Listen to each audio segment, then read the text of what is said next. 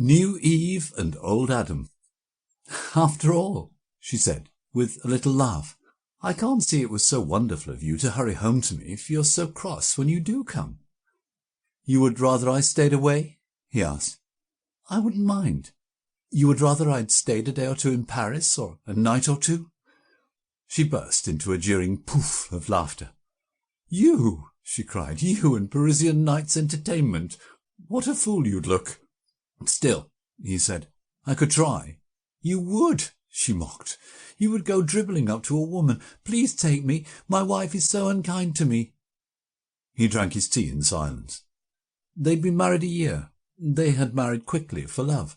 And during the last 3 months there had gone on almost continuously that battle between them, which so many married people fight without knowing why. Now it had begun again. He felt the physical sickness rising in him. Somewhere down in his belly the big, feverish pulse began to beat. Where was the inflamed place caused by the conflict between them? She was a beautiful woman of about 30, fair, luxuriant, with proud shoulders, and a face borne up by a fierce, native vitality. Her green eyes had a curiously puzzled contraction just now. She sat, leaning on the table, against the tea-tray, absorbed. It was as if she battled with herself in him. Her green dress reflected in the silver against the red of the firelight.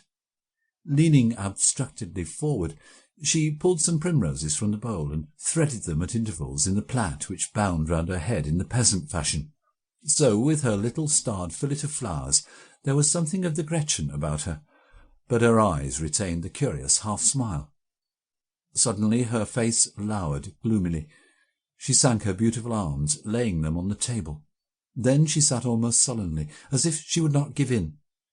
He was looking away out of the window. With a quick movement she glanced down at her hands. She took off her wedding ring, reached to the bowl for a long flower stalk, and shook the ring glittering round and round upon it, regarding the spinning gold and spinning it as if she would spurn it. Yet there was something about her of a fretful, naughty child as she did so. The man sat by the fire, tired but tense. His body seemed so utterly still because of the tension in which it was held. His limbs, thin and vigorous, lay braced like a listening thing, always vivid for action, yet held perfectly still. His face was set and expressionless. The wife was all the time, in spite of herself, conscious of him, as if the cheek that was turned towards him had a sense which perceived him. They were both rendered elemental, like impersonal forces, by the battle and the suffering. She rose and went to the window. Their flat was the fourth, the top story of a large house. Above the high-ridged, handsome red roof opposite was an assembly of telegraph wires, a square, squat framework towards which hosts of wires sped from 4 directions, arriving in darkly stretched lines out to the white sky. High up at a great height a seagull sailed.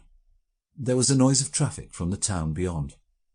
Then, from behind the ridge of the house roof opposite, a man climbed up into the tower of wires, belted himself amid the netted sky, and began to work absorbedly. Another man, half hidden by the roof ridge, stretched up to him with a wire. The man in the sky reached down to receive it. The other, having delivered, sank out of sight. The solitary man worked absorbedly. Then he seemed drawn away from his task. He looked round almost furtively from his lonely height, the space pressing on him. His eyes met those of the beautiful woman who stood in her afternoon gown with flowers in her hair at the window. "I like you," she said in her normal voice. Her husband in the room with her looked round slowly and asked, "Whom do you like?" Receiving no answer, he resumed his tense stillness.